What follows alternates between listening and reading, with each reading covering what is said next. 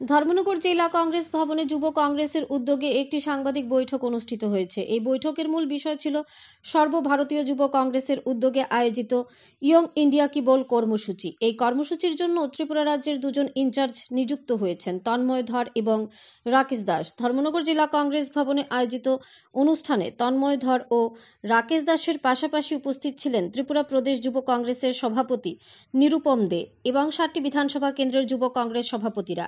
এই কর্মসূচির লক্ষ্য বর্তমান সরকারের কার্যকলাপ জনগণের সামনে তুলে ধরা এবং যুব সমাজের সমস্যাগুলোকে আলোচনার কেন্দ্রবিন্দুতে আনা। সাংবাদিক বৈঠকে ত্রিপুরা রাজ্যের ইনচার্জ রাকেশ দাস জানান, সর্বভারতীয় যুব কংগ্রেসের এই ক্যাম্পেইন পঞ্চমবারের মতো অনুষ্ঠিত হচ্ছে।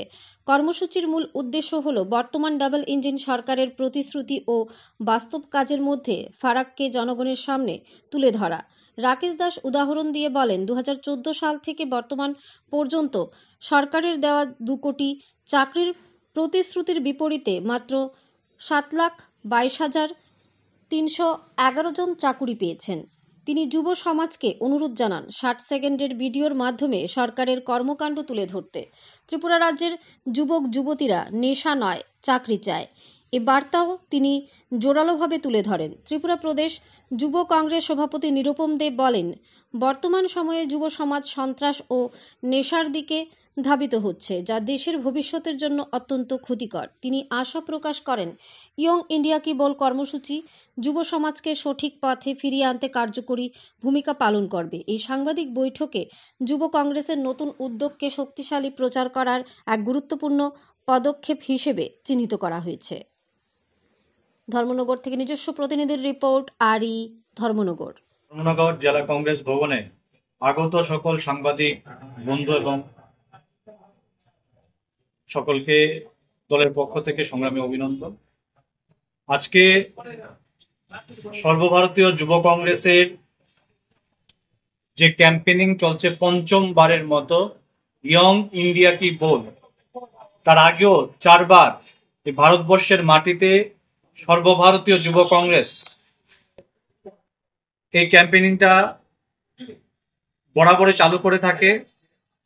এই ক্যাম্পেইনিং এর মূল উদ্দেশ্য হচ্ছে ভারতবর্ষে যে সরকার চলছে সেই সরকারের কাজগুলি সবাই সামনে তুলে ধরা। কিভাবে তুলে ধরা, কি কাজ, তার মূল কারণ হচ্ছে ইয়ং ইন্ডিয়া কি বল। এই ডবল ইঞ্জিনের যে সরকার চলছে, ডবল ইঞ্জিনের সরকার আমরা বলছি কেন, যেহেতু আমরা ত্রিপুরা রাজ্য থেকে আজকে সাংবাদিক সম্মেলনটা করছি, তার ডাবল ইঞ্জিন সরকার। ত্রিপুরাতেও বিজেপির সরকার, ভারতবর্ষেও বিজেপির সরকার।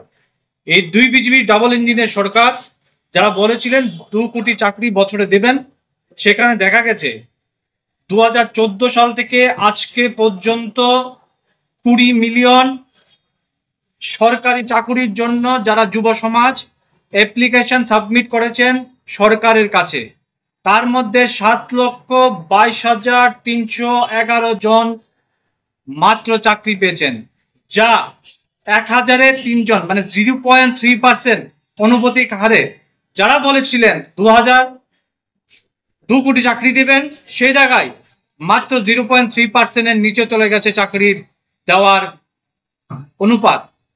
তাই যুব সমাজের আওয়াজকে সঠিক জায়গায় পৌঁছে দেওয়ার জন্য বিজেপি সরকার যারা বলছেন কাজ করছেন, তাদের কাজ যে কতটুকু হচ্ছে সেই কাজের গতিটা সবাই সামনে তুলে ধরার জন্য যারা ডবল ইঞ্জিনের সরকারে যে যুব সমাজ কথা বলতে পারছে না, যাদের উপর ক্রমাগত আক্রমণ হচ্ছে, এটা ধর্মনগর বলুন, সোনামুড়া বলুন, কৈলাসহর বলুন, আগরতলা বলুন, যেখানে দল বিজেপি দলের বিরুদ্ধে কথা বললে যাদেরকে কথা বলার সুযোগ দেওয়া হচ্ছে না, জেলে পুরে দিচ্ছেন, ধর্মকরণ করা হচ্ছে, সেই যুব সমাজ আজকে কথা বলার জন্য এই প্ল্যাটফর্ম করে দেওয়া হচ্ছে। এটা হচ্ছে ইয়ং ইন্ডিয়া কি বল।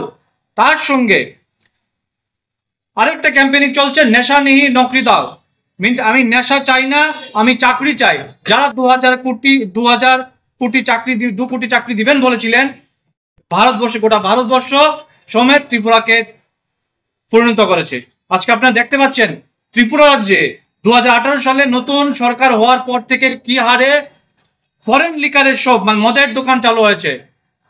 সরকার রেভিনিউ নিবে, তার জন্য অলিগলিতে মদের কাউন্টার খুলে দেওয়া হবে।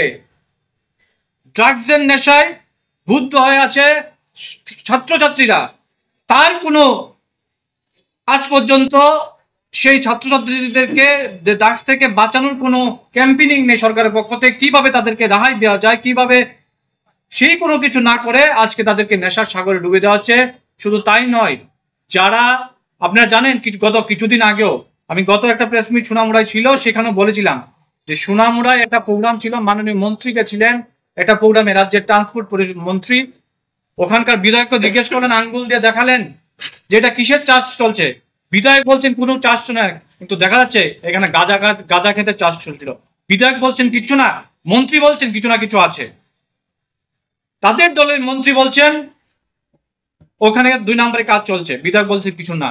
রক্ষকের ভূমিকায় যারা ভক্ষকের দায়িত্ব পালন করছেন, আমি এই ধর্মনগরও যারা আজকে দায়িত্ব নিয়ে মানুষের দায়িত্ব নিয়েছেন, দায়িত্বর নামে কোনো কাজ করছেন না, সেই সকল মাননীয় বয়োজ্যেষ্ঠ তাদের উদ্দেশ্য বলছি, অনুরোধ করে মানুষের সঙ্গে ভুল বার্তা না দিয়ে নেশার সাগরে পরিবারকে ধ্বংস না করে তাদের পাশে গিয়ে দাঁড়িয়ে নেশার থেকে মানুষকে বাঁচানোর যে প্রয়াস সেটা করুন।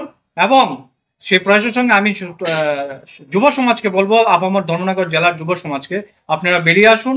আপনাদের যেভাবে যারা কথা বলতে পারছেন না, এই ইয়ং ইন্ডিয়া কেবল যে সর্বভারতীয় যুব কংগ্রেসের সেই প্ল্যাটফর্মে গিয়ে আপনারা রেজিস্ট্রেশন করুন। সেই রেজিস্ট্রেশনের মাধ্যমে আপনাদের 60 সেকেন্ডে সেই ভিডিও তুলে ধরুন। তাহলে আপনারা যে আওয়াজ আমরা জানতে পারবো, আমরা আপনাদের সঙ্গে যোগাযোগ করব। ভয়ের কিছু নেই, সেটা আমরা একসঙ্গে মিলে কাজ করে যুব সমাজ আগামী দিন ডাবল ইঞ্জিনের সরকারের বিরুদ্ধে রুখে দাঁড়াবো এবং দেশকে একটা সুশৃঙ্খল সুষ্ঠু যাতে আমরা পরিবেশ তৈরি করতে পারি, সেই দায়িত্ব নিয়ে আজকে যুব সমাজ এই জেলা কংগ্রেস ভবনে, ধর্মনগর জেলা কংগ্রেস ভবনে এই ইয়ং ইন্ডিয়াকে বলে উদ্বোধনের মাধ্যমে আপনাদের সামনে এই সাংবাদিক সম্মেলন আমরা তুলে